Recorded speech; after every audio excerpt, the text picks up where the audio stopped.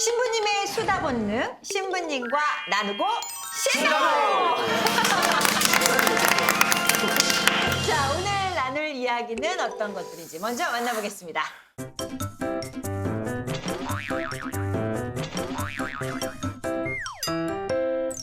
오늘 나누고의 주제는 중독입니다. 아, 중독. 말만으로도 굉장히 묵직함이 느껴지는 주제죠. 중독하면 신부님들은 먼저 어떤 것들이 떠오르실까요?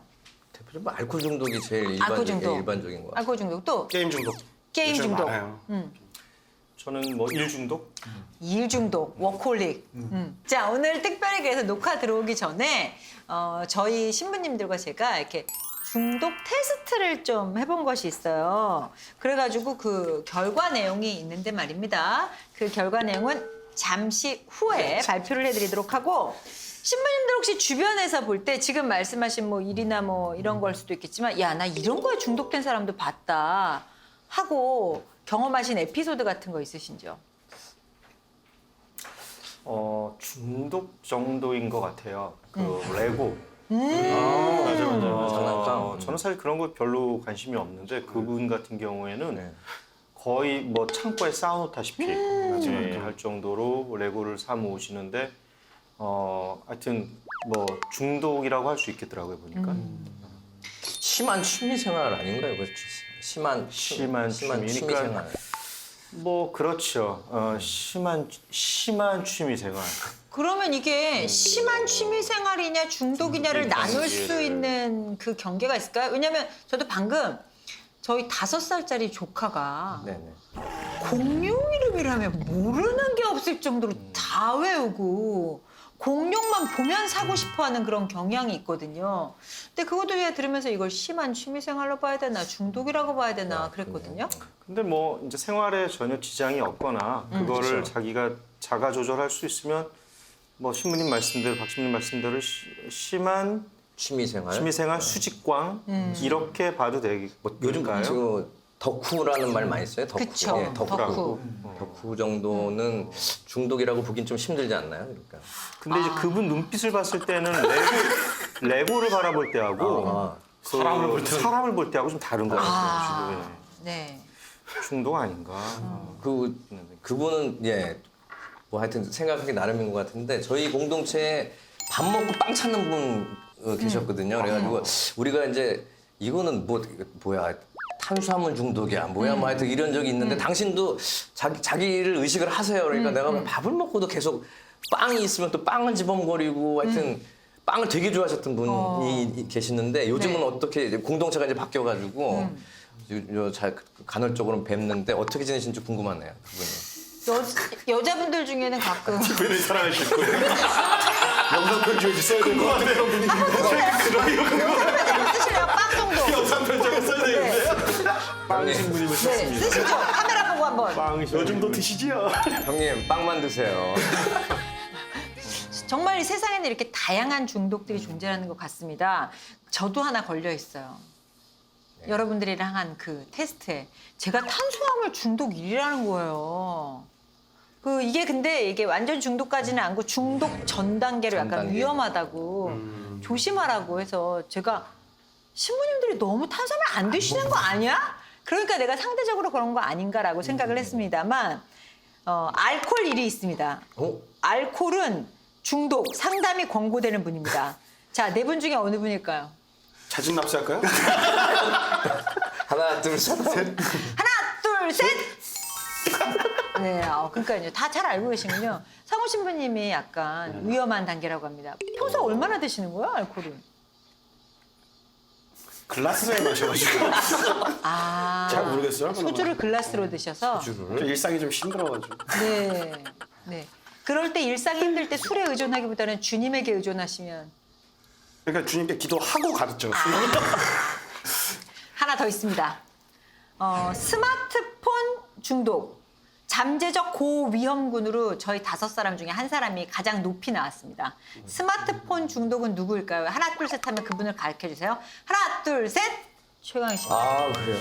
네. 와, 의외다. 자기가 자신을 잘 알지. 아 제가 보는데 저희 이렇게 녹화 잠시 쉬는 시간에 뭐 기타 등등 할 때 제일 스마트폰을 열심히 보시는 분은 최 신부님이세요. 그건 뭐 스케줄 관리나 아니면 그거 아니에요? 뭐 자료 정리 사업 여러 가지 하시는 일 어쨌든 때문에. 네. 모든 거를 다 그걸로 스마트폰 하니까. 하니까. 아니 뭐 저도 뭐 여러 가지 해요. 그랬는데 왜 본인이라고 생각하신 겁니까? 실제 그렇게 많이 씁니다. 아 그럼 일 때문에? 일도 있고 뭐. 일 아닌 건 또 뭐가 있습니까? 글쎄 뭐 아니까 뭐 SNS나 이런 것들 보기도 하고 뭐 저기도 하기도 하고. 근데 대부분 제가 일하는 거를 거의 컴퓨터보다도 스마트폰 갖고를 더 많이 해서 네. 거의 그리고 뭐 앱 같은 경우 사용하는 것도 거의 다 그렇고요. 뭘 찾더라도 항상 질문 이렇게 얘기하다가도 뭐 있으면 그냥 저는 찾고 있으니까 그럼 본인은 스마트폰 중독이라기보다는 월콜릭이다? 뭐 두 개가 합쳐진 상태다 뭐 이 정도요. 그러면 세 분은 별로 아닌 것 같고 스마트폰 요금 뭐 폭탄 맞아본 적 있으세요? 아니 그런 적 없죠. 항상 요금제를 잘 이용하고 잘 계시기 이용하고 때문에. 있고 네. 주로 사무실과 다 네. 인터넷이 와이파이가 다 되기 때문에. 그렇군요. 그럼 제가 한번 체크해 보도록 하겠습니다. 노래방 기기 없이는 노래 가사를 못 외운다. 하나 둘 셋 하면 손 들어주시기 바랍니다. 하나 둘 셋. 살짝 오든. 살짝. 다 몰라요. 나는 다 그러니까 어중간하게 알아. 저는 어렸을 때 부르던 노래들은 그냥 불러요. 아, 저도 그거야, 옛날에 그거 모르는데. 네. 다 옛날 사람이야. 나의 살던 고향은 꽃피는 산골 네. 중근해가 그렇군요. 떴습니다. 그러니까 요즘 트와이스 노래 이런 거는 그거 못 쫓아가요. 가사가 너무 많아서 그래가지고 떠도 못 쫓아가더라고. 네, 떠도 못 쫓아가. 그런 노래는 듣는 거죠, 부르는 게 아니라. 네. 굳이. 그러면 인터넷 접속 시 아이디와 비밀번호가 생각나지 않는다. 하나, 둘, 셋. 주로 여러 개 다 얘기하는 거죠. 여러 개. 네, 여러 네. 하나밖에 없는 게 아니라. 근데 생각이 잘 안 나세요? 네. 거기다가 대문자, 소문자 막 섞어놓고 요즘은 아, 또 맞아. 뭐 이 숫자, 특수문자. 문자도 아, 있어야 복잡해요. 되고. 예. 그렇다고 다 똑같은 걸로 할 수 없잖아요. 그래서 이제 다 이렇게 적어놓고 맞아. 이렇게 해야 되는데 적어놓는 것도 잊어버려요. 두 분은 다 하나로 통일해 놓으셨나요? 아니요, 아니 그러니까 지속적으로 쓰는 거는 안 잊어버리는데 이 정기적으로 6개월마다 바꿔라 하면 이제 이때부터 골치 아파지는 거죠. 아, 바꾸세요? 저는 안 바꿔요. 저도 안 바꾸다가 학교 같은 데서 쓰는 거는 바꾸라고 필수적으로 안 바꾸면 넘어가질 않으니까. 아, 그렇구나. 예, 그래서 바꾸다 보니까 이제 저도 이 부분은 저도 김정은 신부님 비슷한 것 같아요. 적어놔야 돼요, 저거는. 근데 아까부터 자꾸 이렇게 안 좋은 것들이 저랑 비슷해요. 자꾸 그러네. 아, 참. 네, 노리고 계신 것 같아요. 아니, 또 선배님이 기분 안 좋아하시는 것 같은데. 그러니까 좋은 걸로 좀 이렇게 좀 바꿔보고. 아니요, 저 절대로 그러지 않아요. 자, 다음으로 넘어갈게요. 생일, 기념일을 곧잘 잊어버린다. 하나, 둘, 셋. 누구 제 자신의? 뭐 자신이든 주변이든 생일, 기념일이든. 이거 잘 아니, 잊어버리세요? 그걸? 근데 이거 저는 다 아까도 얘기했지만 핸드폰에 다 저장해 놓고선 저거 오는 거대로 보기 때문에 그 다음에 이제 외우지를 않게 돼요. 그럼 핸드폰에 안 뜨면 딱 기억이 안 나세요? 잊어버리는 거죠. 근데 이제 거기에는 힘을 쓰지 않기 때문에 그냥 매일 그거 보면서 확인하는 거지.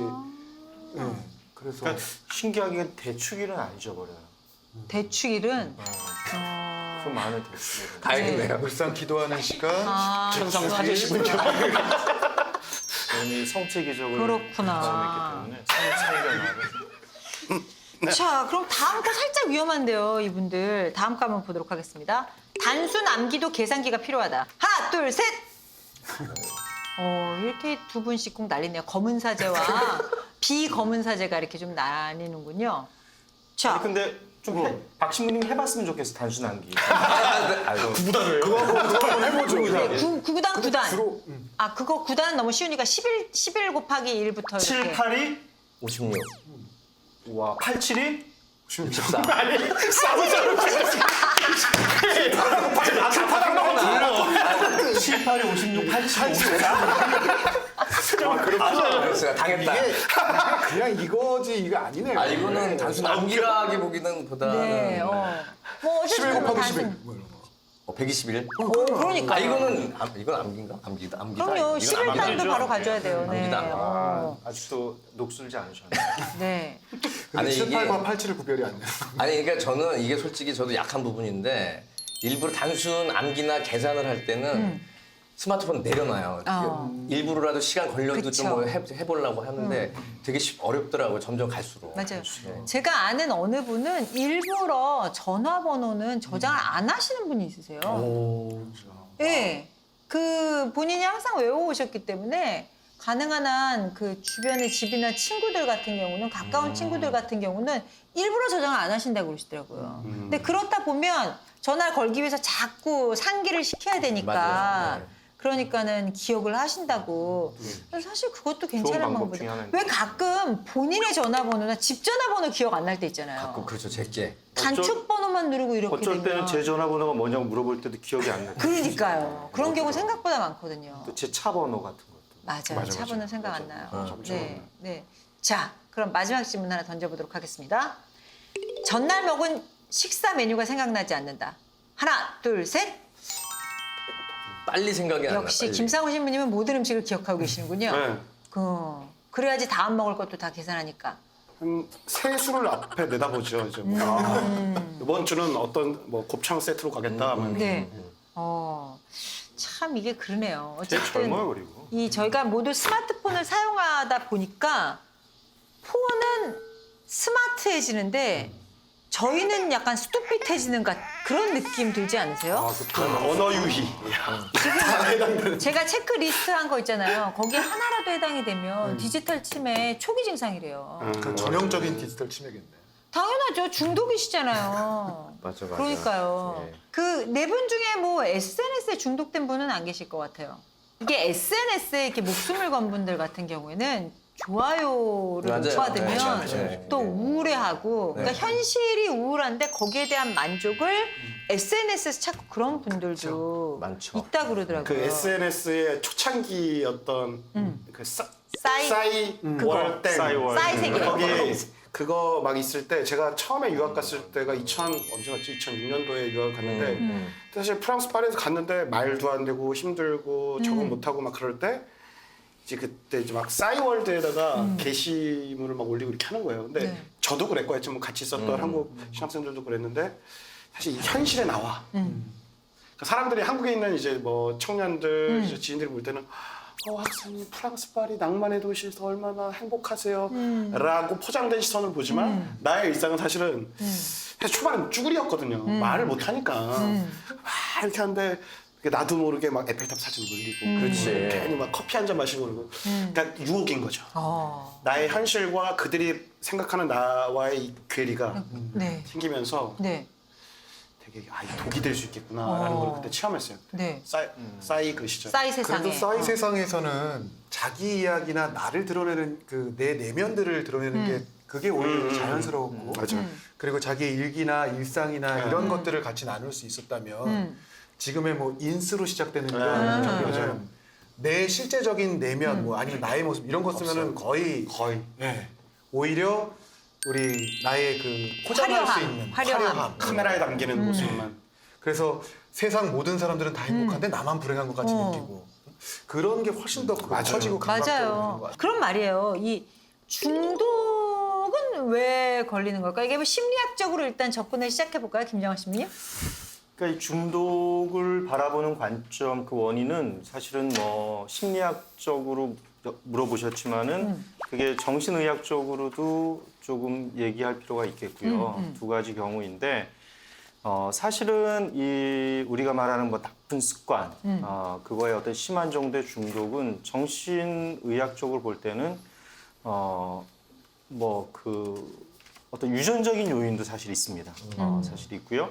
그리고 사람마다 뇌 구조가 다르기 때문에 사실은 우리 그 최고 의사결정을 하는 우리의 그 뇌 기관이 전두엽이거든요. 근데 이제 그 기관이 메인으로 있고 마치 그 행동대장 같이 역할을 하는 게 그 중추의 그 보상 회로라고 해가지고 그 어떤 보상 심리 또 그 보상을 받고 싶어하는 그런 어떤 그 욕구를 관철하죠. 그리고 나머지는 여러 가지 기관들이 이제 복합적으로 연결이 돼서 하나의 그 판단을 하게 되는데 정상적인 어떤 그 뇌 기능이면은 이 그 멈추고 가구를 합니다. 이게 보통 우리 같은 입장인 거죠. 근데 그 기능의 어느 한 부분이 손상이 되면은 멈추는 거가 힘든 거죠. 또 너무 가는 거죠. 이런 것들에 대한 어떤 균형이 깨지는 겁니다. 그래서 무조건 심리적으로 상담적으로만 접근할 것이 아니라 그쪽으로도 점검을 해보고 거기에 대한 어떤 그 정신의학적인 진단과 또 치료를 받을 필요도 있겠고요. 또 우리가 심리 사회적으로 볼 때는 이제 습관이라고 봅니다. 그러니까 보통 우리 인간이 이제 이렇게 그 진행되는 어떤 그 습관의 과정들을 보면은 어떤 그 신호가 와요. 그게 아까 뭐 술이든 인터넷이든 뭐든 오고 거기에 이제 반복 행동이 들어가요. 네. 요 부분이 제일 중요합니다. 그런 다음에 거기에 대한 보상을 맛보게 하죠. 그러니까 요 세 개의 과정들이 이제 계속 그 진행이 되는 거 안에서 이제 우리가 그 행동을 하게 되는데 요런 과정 안에서 우리가 그 중간에 반복되는 행동이 어떤 거냐를 바라보면 그게 중독이냐 아니냐를 좀 저희가 구분하고 식별할 수가 있습니다. 오, 갑자기 뭐 의사 선생님 같은 말씀을 하셔가지고요. 갑자기 또 직업병이 나와가지고. 네, 그래요. 그 아무래도 신자들을 대하시고 상담하시는 중에 좀 뭔가 중독된 신자들을 경험하신 일도 있지 않을까 싶은데요. 근데 결벽증 같은 것도 중독이라고 할 수 있어요? 결벽증이요. 네, 그거는 좀 아니 다른 일종의 현상이- 강박장애 같은 그쵸. 거죠. 중독이. 왜냐하면 그 이제 우리 교회 내에서 만날 수 있는 분들 중에 매우 자주 고해성사 하시는 분. 어제 했는데 오늘 또 하시고 왜 이런 분들이 영적인 결벽증이로군요. 하여튼 모르겠어요. 윤리적인 부분들도 뭐 없지 않아 있는 것 같은데 제가 이제 이 명동 고에서 와가지고 한번 그 고백을 들은 적이 있는데 어떤 분이 막 이렇게 접었던 종이를 이렇게 펴는 소리가 막 들려요. 그래서 아니 저기 오셨으면은 고백을 하시죠. 그랬더니 뭐 어제 고백 성사를 어제 했습니다. 그래서 아니 뭐 판공 기간인데 굳이 뭐 또 오실 필요가 뭐 있나 했더니 들으세요. 그러더니 저 이걸 읽고 이제 나열한 걸 적어왔나 봐요. 뭐 누구에게 욕하고 뭐 쫙 적어가지고 딱 하고 끝 이러시더라고요. 그래서 네. 예, 다행이라고 생각을 했는데 네. 이제 그런 분들의 이제 심리 상태가 이쪽에 무슨 뭐 고해 중독이라는 말은 좀 뭐 만드는 좀 어거지 같긴 하지만 내적으로 뭔가 걸리는 게 없어야지만 뭔가 좀 사는 맛을 느끼는 분들이 아닌가. 이야. 그래서 긍정적으로 얘기하면은 굉장히 자기 성찰을 잘하시는 분들이라고 네. 볼 수 있고 좀 안 좋게 보면 아까 강박을 좀 가지고 계신 분들인 것 같기도 하고 그래서 영적인 예. 세심증. 예, 세심증이죠. 맞아요. 예. 그렇죠?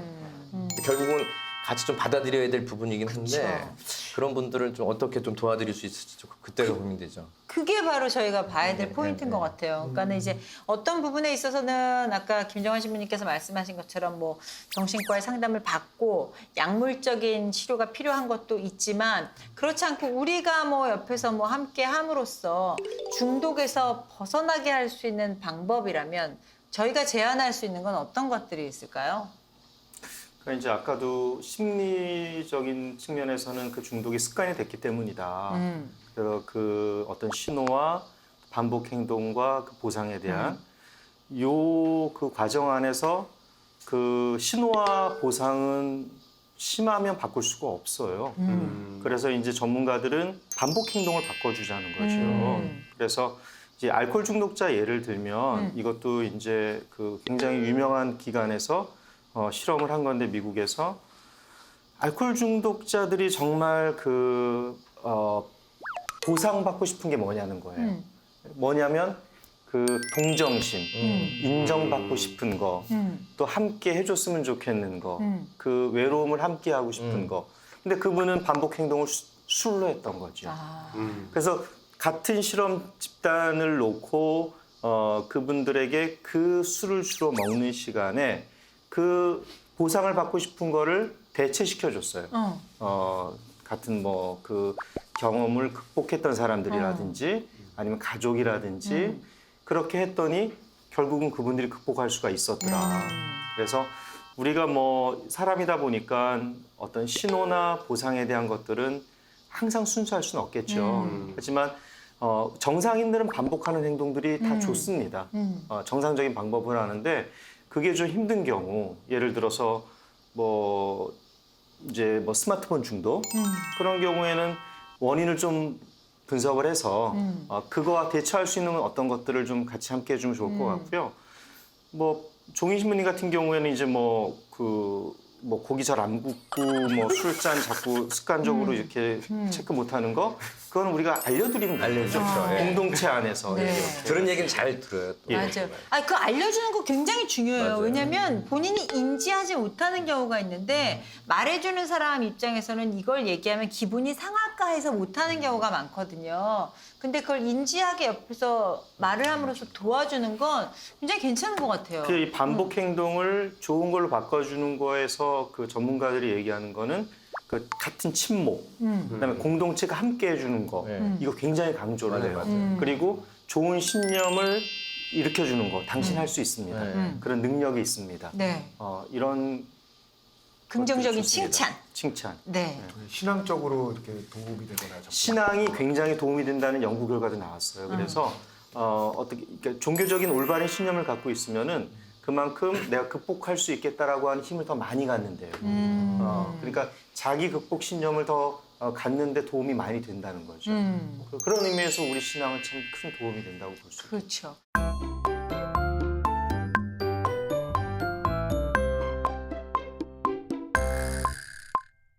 네, 세상에서 애매하고 아리송한 문제의 답을 드립니다. 반반 토론 진행해 볼 텐데 오늘 주제는요. 스포츠 경기 중에 종교 세레모니에 대해서 여러분 어떻게 생각하십니까? 과연 이것은 신앙인의 자연스러운 감사 행위니까 찬성해야 된다고 생각하시는지, 스포츠 정신에 어긋나기 때문에 반대한다고 생각하시는지 네 분의 반반 토론을 시작해 보도록 하겠습니다. 자, 저기 색깔이 다른 것들이 들어있는데요. 초록색을 뽑으시면 찬성, 파란색을 뽑으시면 반대로 초록색이 찬성. 하겠습니다. 그럼 가운데서부터 뽑으시죠. 가운데. 자. 뭐가 이거야, 뭐야? 봤어? 뭐야 이거? 오, 두 분 나뉘었습니다. 아, 이런. 자, 그러면 이제 그 김정환 신부님과 최강희 신부님도 하나씩 뽑으시겠습니다. 이게 보이는구나. 아, 이거 난 뭔지 몰랐는데. 이렇게 섞어놓고. 성공. 이거 뭐야? 찬성. 효율적이네. 자리 안 바꿔서. 2004년부터 국제축구연맹 FIFA는요, 일체의 그 종교적, 정치적, 인종적, 상업적인 성격을 가지고 있는 골 세레머니는 금지를 시켰습니다. 근데 2010년에 설문조사를 다시 해보니까요, 뭐 개인적인 영역이니까 놔두자 하는 사람들이 50.3%, 그리고 사실 좀 불편하다, 개선하자가 49.2%였거든요. 그러니까 여전히 팽팽하다는 얘기죠. 그러면 우리 신부님들은 어떻게 생각하시는지 그 종교적인 골 세리머니에 대한 의견을 들어보도록 하겠습니다. 어디서 선공을 하실까요? 찬성부터 해보실까요? 찬성. 네. 네, 찬성. 근데 특별히 제가 볼 때 그 골 집어넣고 성어를 긋는다고 하는 그 선수는 메시 정도밖에 저 기억이 안 나고, 사실 보통 다 독창적인 무슨 세레머니들을 하는데 굳이 이걸 뭐 논점으로 뭐 우리 논제로 둬야 될 이유는 저는 잘 못 그러니까 찾겠거든요. 골 세리머니 자체를 반대하는 건 아니고 뭐 정치적이나 종교적이나 그 이런 의도를 지닌 골 셀레브레이션에 대해서만 금지한다고 하거든요. 네. 근데 뭐 저는 그거는 개인 차원에서 크게 두드러지지도 않고 또 그런 의식이 특정 종교를 갖다가 어떻게 가르친다는 것에 대한 뭐 의식을 가지고 있는 사람이 몇이나 될지 모르겠네요. 그러니까 저는 그냥 그 편한 대로 그 친구들이 하는 대로 놔줬으면 좋겠고, 왜 그 축구 선수들도 그 그라운드에 들어갈 때 뭐 그 잔디 한번 건드리고 뭐 긋는데 이게 뭐 성을 긋는 것도 아니고 뭐 이마 두드리고 가슴 두드리고 들어가는 정도인데 개인적인 어떻게 보면은 자기 개인적인 의식으로 이렇게 봐도 되지 않을까 싶습니다. 그렇군요. 굉장히 성공치고는 약한 공격이 들어왔습니다. 네. 3대1인가요? 네? 3대1? 그 일이 전가요? 네, 약한 공격 들어왔습니다. 문제는 그게 어떤 동네 축구도 아니고 동네 조기 축구도 아니고 국제 공인된 기구의 축구 대회 혹은 올림픽 경기나 이런 데서 그 올림픽에서도 그 헌장에 보면은 제가 보니까 50조에 그거를 금지한다라고 명시를 해놨더라고요. 아니 올림픽에. 언제 또 50전 찾으셨어요? 제가 네. 이거 뽑을지는 몰랐고 네. 파란색이 자꾸 눈앞에서 왔다 갔다 하길래 딱 찾았는데 금지한다는 문구가 있어가지고 근데 그게 그렇게 명확치는 않지 않나요? 명확치 않지 않은 게 아니라 어떻게 돼 있냐면 네, 어머 또 준비해 오셨어요. 네. 올림픽 헌장 50조에는 네. 올림픽이 열리는 그 어떤 공간에서도 정치, 종교, 인종적인 차별에 대한 선전 활동은 금지한다고 명시되어 있다. 그러니까 선전 활동이라고 하는 게 애매한 부분이지만은 그렇죠. 차별적 선전 활동이네요. 그러면 차별적인 선전 활동이죠. 그렇죠. 그렇죠.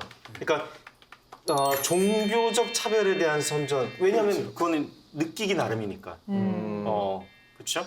그렇기 때문에 이것도 굉장히 그리고 이제 어떤 일이 있었냐면 2014년 소치 겨울 올림픽에서 그 IOC가 선수들이 숨진 동료나 가족에 대한 애도 이거를 표시하기 위해서 검은 띠를 맸었어요. 그 바이애슬론 했던 트라이애슬론 맞아요? 바이애슬론 선수 여자 선수가 그게 금지되면서 논란이 일었는데 사실 그거는 뭐 종교적인 것보다 더 어떻게 보면은 좀 국소적인 거잖아요. 그러나 이게 공식적인 이런 대회에서는 그런 사적인 표현들은 삼가해야 된다라고 이제 얘기를 합니다.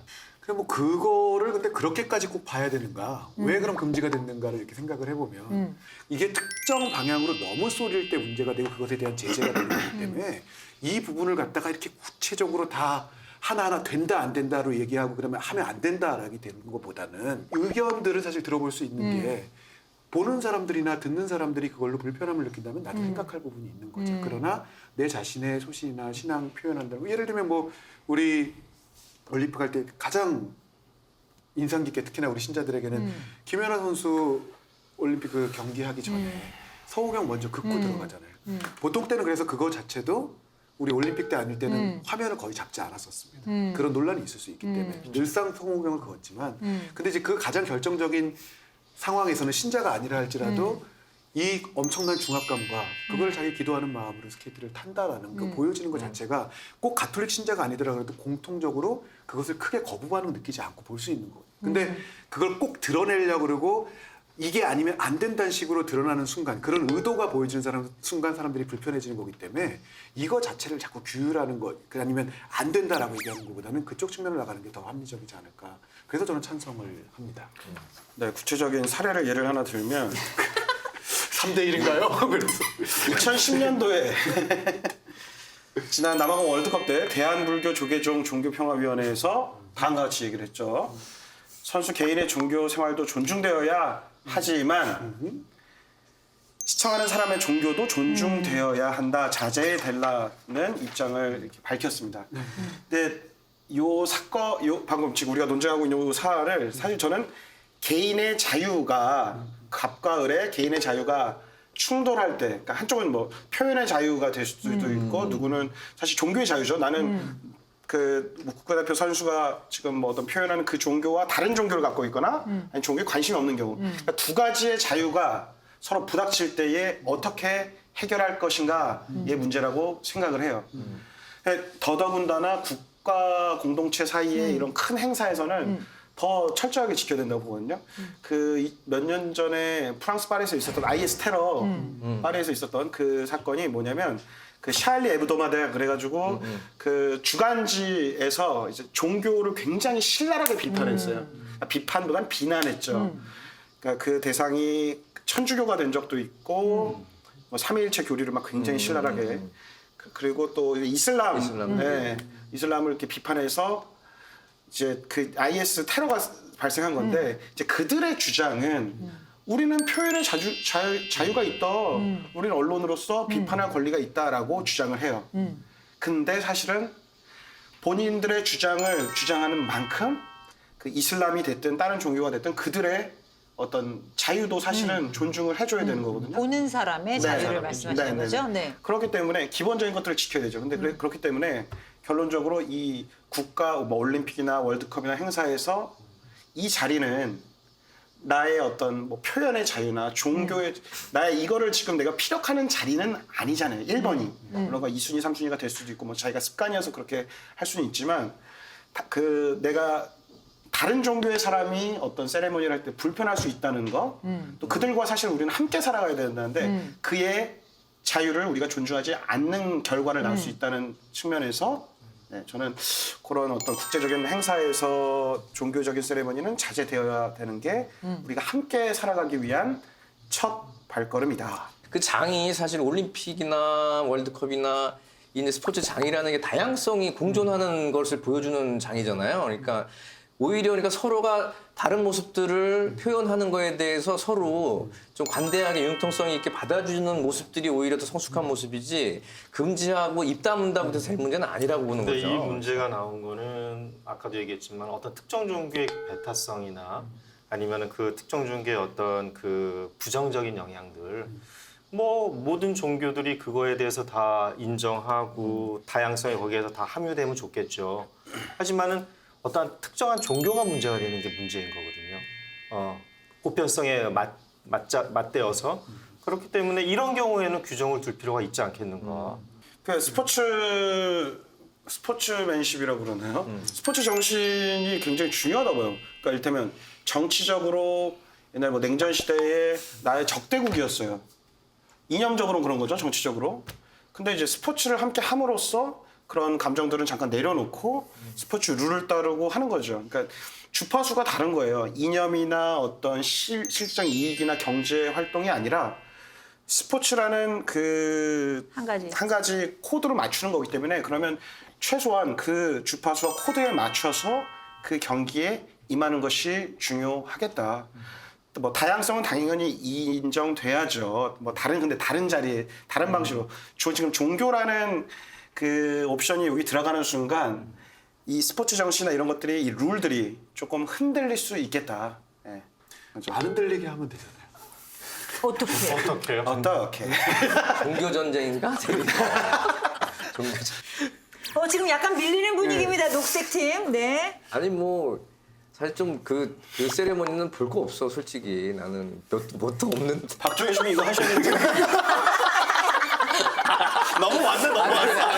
넘어왔어. 없는데 사실 굳이 그걸 갖다가 고집하는 것 사실 그거는 조금 저도 눈에 좀 뭐 이렇게 거슬리는데 3대1 되는 건가요? 아니 룰까지 적용해가면서 하는 이유는 없다고 봐요. 왜냐하면 요즘 어떤 선수가 그런 식으로 그 세레머니를 하는가 제가 봐도 잘 모르겠거든. 그 요즘 스스로들 자제를 하는 것 같은데 굳이 그걸 갖다 룰까지 둬가면서 개인적인 어떻게 보면 자기 표현을 나가야 될 이유는 없다고 보는 입장이고요. 그러니까 이제 뭐 그 올림픽이나 이런 그 월드컵을 보는 그 공인된 국제 경기를 보는 그 팬들이 다 우리 종이 신부님 같진 않죠. 그 설렁 보고 그냥 대충 보고 경기를 뭐 관심이 없으시다는 게 아니라 보시지만은 그런 거에 굉장히 예민한 사람들이 사실 전 세계적으로 많거든요. 그러니까 이제 그게 과했기 때문에 나왔던 거고 오히려 사실은 무언가 규제를 두는 것보다 규제가 없는 게 훨씬 더 너무 자유롭고 좋죠. 좋은 그런 거 다 방향인데 이해하고. 그렇지 않았기 때문에 생긴 거기 때문에 이런 규정을 두었다는 거 둔 걸로 인해서 사람들에게 이게 과하면 이런 결과들이 나타날 수 있다라는 거를 이미 인식들을 시켜줬고 또 시간이 흐르면서 이제 그런 모습들이 안 보이고 사람들이 주의를 하니까 이미 알고 있으니까 그런 것들이 드러나지 않았다라면 또 이렇게 그 사람들 인식 자체도 변화가 있기 때문에 그래서 이제는 규정이 없이도 그런 것들이 다 가능하지 그런 않겠느냐. 시대가 앞으로 20년 안에 왔으면 좋겠어요. 곧 올 수 있지 그때 않겠느냐. 자동차가 막 날아다니는 그런 시대인가요? 공상과야. 아마 지금의 올림픽과 월드컵의 형태가 아닐 수도 있겠죠. 한 20년 후에는. 진짜 기대되네. 예, 그럴 수가 있을 것 같습니다. 하여튼 안타깝네요. 자, 저보다 적극적이세요. 아니 법을 제시하니까. 나보다 더 적극적이었는데. 아니 안 그래도 이 옆에서 안 받쳐줘가지고 지금 힘들었는데 우리 지금 확실한 색깔을 갖고 있어야 된다고. 그래서 나는 이 종교적 영화 무간도가 생각납니다. 무간도. 내 개인적인 생각을 얘기하는 게 아니라 여기 맞춰서 얘기를 해야 된다고. 여기 영화 무간도에 종교적 대신은 아닙니다. 이제 종교 아까 이렇게 혐오 얘기를 하셨는데 혐오스러운 선을 벗어나지 않는 차원이라면은 사실 종교는 거기에 들어가는 거죠. 그러니까 그 범주의 것들은 허락을 해주셔야죠. 자, 말씀을 들어보니 뭐 어쨌든 그 평화롭게 가자라는 쪽으로 내부의 의견은 모아지는 것 같습니다. 오늘 뭐 어느 쪽이 수세에 몰렸고 뭐 이런 거는 시청자 여러분들께서 보실 것 같고요. 저희가 아무 결론도 내지 않았습니다. 자, 오늘 1번 신앙에 대해 잘했어요. 자연스러운 감사 행위로 찬성한다. 그리고 2번 스포츠 정신에 어긋난다. 나는 반대한다. 과연 시청자 여러분은 어떻게 생각하시는지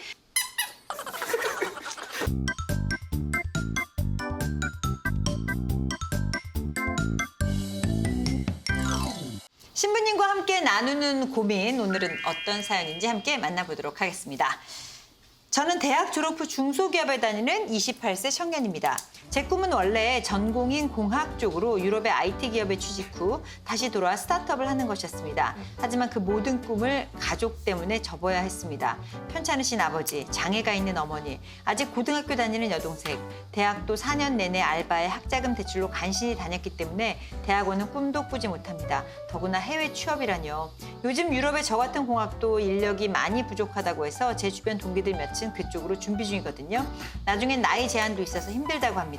그저 월급 하나 바라보며 다람쥐 쳇바퀴 돌듯 생활하면서 마음이 너무 답답하네요. 아버지께선 가족은 알아서 해볼 테니 제가 하고 싶은 거 하라고 하십니다. 하지만 발길이 떨어지겠습니까? 신부님, 저는 가족을 정말 사랑합니다. 하지만 저 자신도 무척 사랑하거든요. 가족이라는 버거운 이름에 짓눌려 제 청춘이 저물어가는 것 같습니다. 저는 앞으로 어떻게 살아야 할까요? 아, 안타깝네요. 그 가족이 힘들다라는 사연인데요. 어떤 조언을 해주시겠습니까? 제가 볼 때는 지금 본인의 꿈 그리고 또 가족의 상황. 그래서 끝에 말씀이 마음이 아팠어요. 우리 시호 씨가 읽어주신 것 중에 저는 가족을 정말 사랑하지만 동시에 저 자신도 무척 사랑한다고. 이분은 조금 어떤 결정에 어떤 어려움을 겪고 계시는 분 같아요. 우리 소위 뭐 결정 장애라고 얘기하는데 하지만은 그 선택 어차피 해야 됩니다. 지금 이분도 이쪽이든 이쪽이든 그리고 절충할 수 있는 방법도 있지만 그것도 선택이죠. 그리고 선택에 대한 그 결정에 대한 책임 그리고 거기에 대해서 자기가 신념을 갖는 거 이분한테는 지금 현재 그게 필요한 것 같습니다. 네. 또 하나 좋은 팁은 가족이 일단 이해해 주려고 노력하고 있잖아요. 그렇죠. 예, 그래 하고 싶은 거 하라고. 근데 이분 너무 마음도 좋으시고 착하시고 책임감도 강하셔서 고민하고 계시는 거예요. 내가 돌봐야 한다고. 하지만 가족이 본인을 대신해서 살아줄 수는 결국은 없는 거거든요. 그래서 좀 더 본인의 결정에 대한 어떤 신뢰와 확신 거기에 대해서 내가 책임질 수 있는 마음을 좀 가지면 좋을 것 같아요. 그래서 먼저 자신이 하고자 하는 꿈을 이루시고 그리고 가족에게 또 할 수 있는 기회를 찾는다면 저는 충분히 가능하다고 봅니다. 네. 저는 그냥 이 이야기 들으면서 일단은 뭐 누구나 다 공감하셨겠지만 참 안타깝고 마음이 아프고 그럼에도 참 화목하다는 게 한편으로는 좀 위안이 되기도 하고요. 근데 이건 그냥 제가 갖고 있는 생각인데 우리가 어떤 고민을 하고 선택의 기로에 놓인다라고 하는 거는 어떤 한 선택을 했을 때 다른 부분이 되게 커 보이기 때문에 그걸 감당하기가 내가 힘들 것 같아서 고민을 하게 되는 것 같아요. 그래서 저는 항상 이렇게 보면 두 가지 선택을 갖고 만약에 고민한다고 한다면 한 가지가 확실히 좋으면 우리가 고민할 필요가 없습니다. 근데 내가 두 가지 선택 안에서 굉장히 큰 갈등을 겪고 있고 어려움을 겪는다고 한다면 한 가지 선택의 양쪽이 다 좋은 부분이 있는데 이 선택을 했을 때 내가 감당해야 될 몫들 그다음에 내가 겪어내야 될 시간들이나 상황들이 사실 되게 부담이 되는 거잖아요.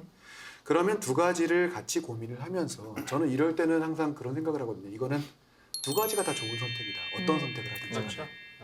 내가 고민하는 거는 어떤 선택을 하더라도 이건 좋은 선택이고 단 최종 결정을 내리기 전에 그럼 이 좋은 선택을 한 가지를 할 때 어쨌든 결정을 내려야 되니까 그럼 그것으로 인해서 내가 감내해야 될 몫, 감당해야 될 몫들을 충분히 고려를 하고 선택을 하면 그 시간이 분명히 올 수밖에 없거든요. 한 선택을 하면. 그랬을 때 그 부분이 그러면 내가 저 선택을 보통 힘들어하는 모습들이 그런 것 같아요.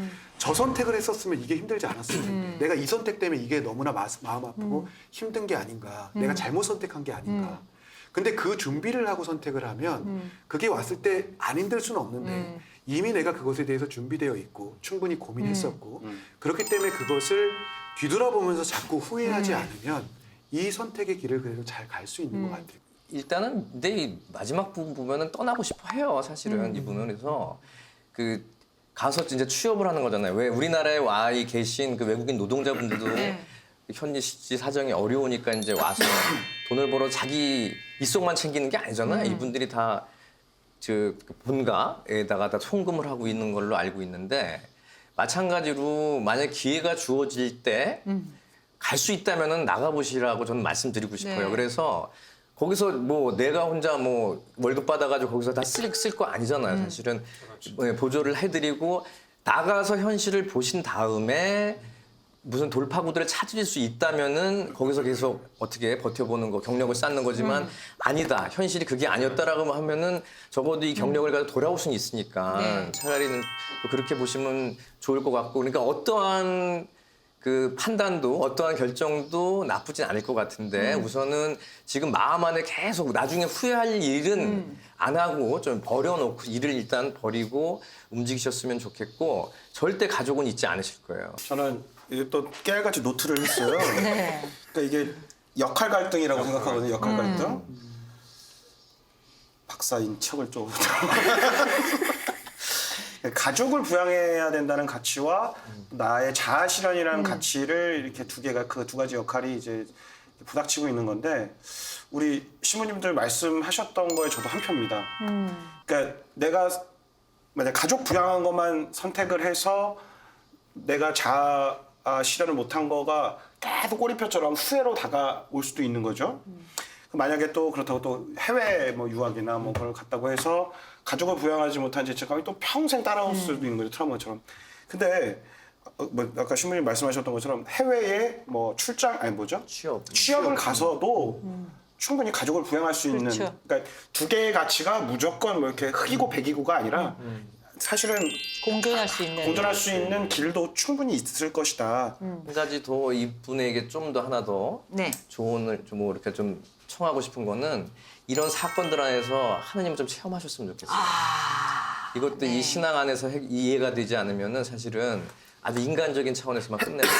후회만 막심하고 혹은 뭐 고생만 하고 네. 혹은 뭐 저희 부모님들은 떠나보내서 아프기만 하고 이런 문제가 아니거든요. 네. 이 안에서 가족이 어떤 연대의식을 가지고 계속 그렇죠. 이 성장해 나가는가가 사실 우리가 체크해봐야 되는 부분들이라고 좀 말씀드리고 싶어요. 네. 네, 혹시 유럽으로 가시게 된다면 네. 제가 그 지지난주도 네. 지지난주죠? 지지난주에 이제 독일 갔다 오지 않았겠습니까? 각 한인 본당에 에서들 이렇게 네. 5개국에서 왔었다고 말씀드렸잖아요.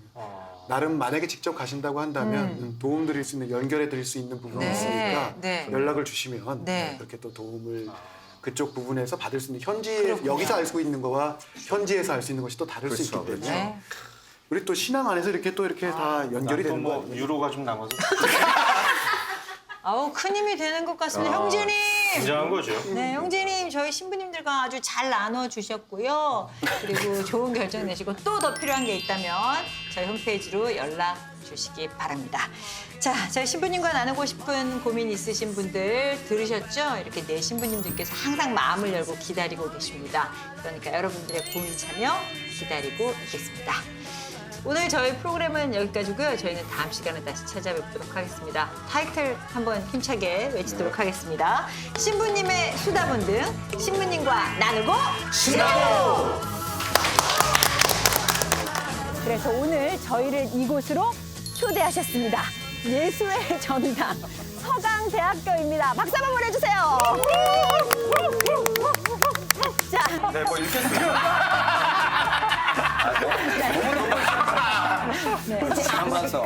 담아서 일종의 무슨 조직이었어요. 자기네들끼리 우정을 나누자 사조직 아니에요? 사조직이었죠. 동원결이 그렇죠. 그런 네. 식으로 시작됐는데 예수회는 펭귄 사모까지 간다. 이건 무슨 말인가요? 뭐든지 다 해요. 예수회는. 네. 그러니까 사진으로 찍어 올린 것도 펭귄이랑 같이 네. 사진 찍어가지고 네. 셀카 찍어가지고 올리고 막 이런 걸 보통 수도회 이름은 성인의 이름이 들어가거든요.